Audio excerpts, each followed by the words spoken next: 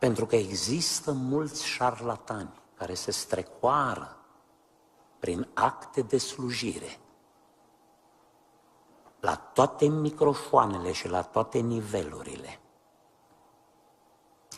care păcălesc și manipulează oamenii în a se lipi și a se lega de ei, în a le da lor loialitatea. Vedeți, modul dumnezeiesc în care bătrânii care au văzut minunile lui Dumnezeu petrecute în Egipt și care au fost lângă Moise, după ce Moise a murit și a venit Iosua la conducere, s-au dus la Iosua și i-au spus: te recunoaștem ca lider, n-avem nicio problemă să-ți fim supuși, dar trebuie să ne demonstrezi că Dumnezeu va fi cu tine așa cum a fost cu robul său Moise.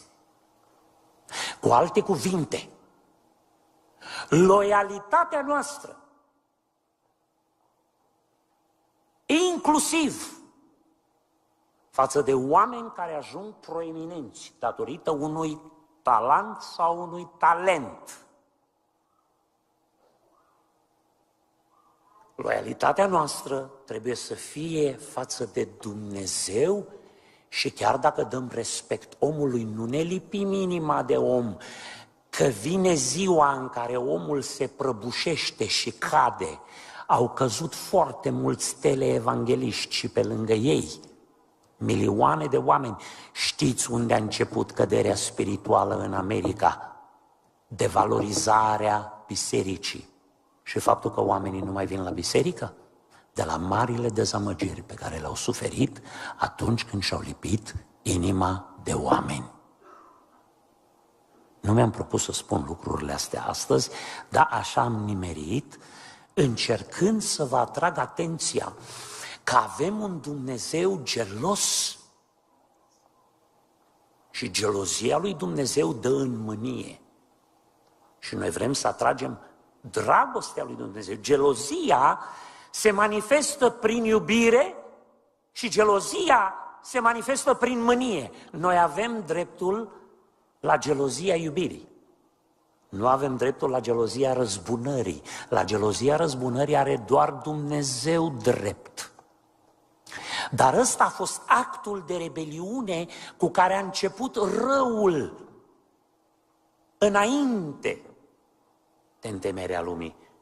Nu voi merge în detalii pentru că vreau să ajung la câteva aspecte practice legate de războiul spiritual. Pentru că, în primul rând, războiul spiritual este spiritual, nu face parte din experiența noastră